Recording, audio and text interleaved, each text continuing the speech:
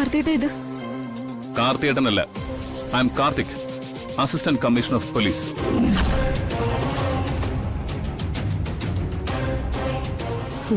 ഇന്ദരജമ്മായിയുടെ തേരോട്ടം, വൈശാഖിന്റെ master brain. ആ പണി വർക്കൗട്ടായി. മിസ്റ്റർ ജയരാമൻ എവിടെ? എന്താ കാര്യം? നീ കാര്യം പറയടാ. ദേ, നിന്റെ പോലീസ് മുറിയെന്ന് ഇതിനകത്ത് വേണ്ട. ഞാൻ സംസാരിക്കണം സാർ. നോ, സ്വന്തവും ബന്ധമൊന്നും ഇപ്പൊ ഇല്ല.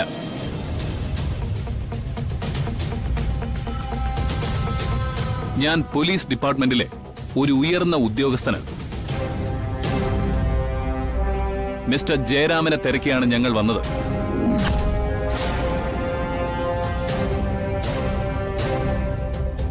അയാൾ എവിടെ? ഇങ്ങോട്ട് വിളിക്കണം. എന്താ ഇത്? എന്താ ഇവരെല്ലാരും കൂടെ ഇവിടെ? എന്തിനാ എന്നെ അന്വേഷിക്കുന്നേ? കാര്യം ഞാൻ പറയാം.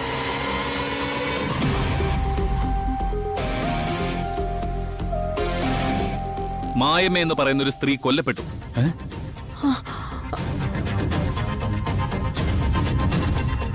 മായമ്മയെന്ന് പറഞ്ഞ ഇവിടുത്തെ ജോലിക്കാരി മായമ്മയോ? അതെ.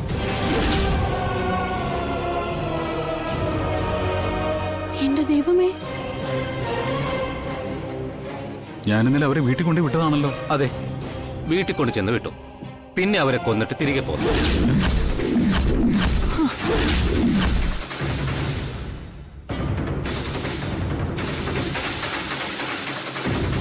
ഞാൻ കൊന്നോ?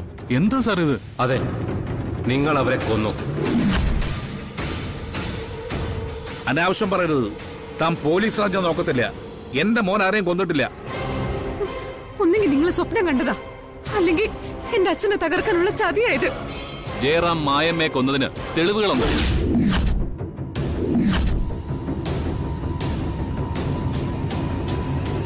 നിങ്ങൾ അവരുടെ വീട്ടിൽ ചെന്നതിന് തക്കതായ തെളിവുകളുണ്ട്.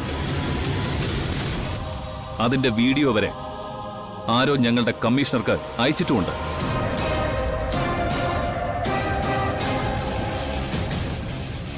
ചാനലുകളിലെ ബ്രേക്കിംഗ് ന്യൂസ് ഇപ്പൊ അതാണ്.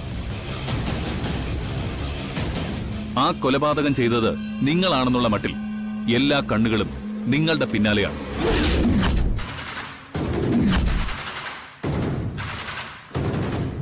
മായമ്മ ഞാൻ അവിടെ കൊണ്ടുവിട്ടു എന്നുള്ള സത്യം തന്നെയാ. പക്ഷേ ഞാൻ അവര് ഒന്നും ചെയ്തിട്ടില്ല. മിസ്റ്റർ ജയറാം, ഞാനൊരു പോലീസ് ഓഫീസർ ആയതുകൊണ്ടും നിങ്ങളൊരു കുറ്റവാളി ആയതുകൊണ്ടും ആ പരിധികൾ എനിക്ക് ലംഘിക്കേണ്ടി വരും.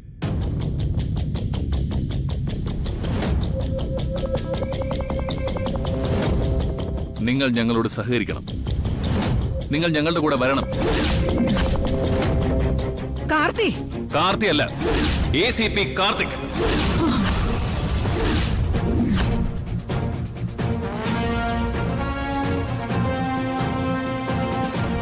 മിസ്റ്റർ ജയറാം, തെളിവുകളെല്ലാം നിങ്ങൾക്കെതിരാണ്. നിങ്ങളെ ഞങ്ങൾക്ക് കൊണ്ടുപോയേ പറ്റൂ.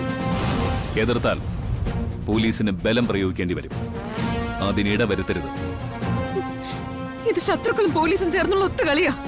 എന്റെ അച്ഛന് നേരെ ഇത്തരം ദ്രോഹങ്ങൾ തുടങ്ങിയിട്ട് നാളുകൾ കുറെയായി. ഇനി ഞങ്ങൾ സഹിക്കില്ല. ഇത് ഞങ്ങൾ വെറുതെ വിടില്ല. ഇൻസ്പെക്ടർ, പിടിച്ച് ജീപ്പിക്കരുടോ. സർ, അയ്യോ അച്ഛാ.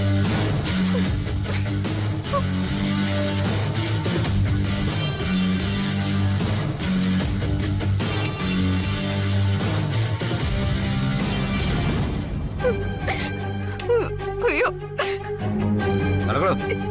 അച്ഛാ, ബലം പ്രയോഗിക്കണം. ഞാൻ വരാം.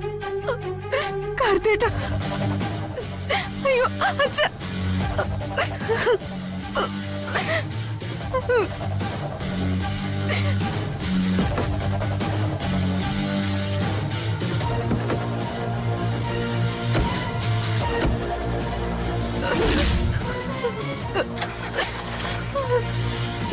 എന്റെ മോനെ.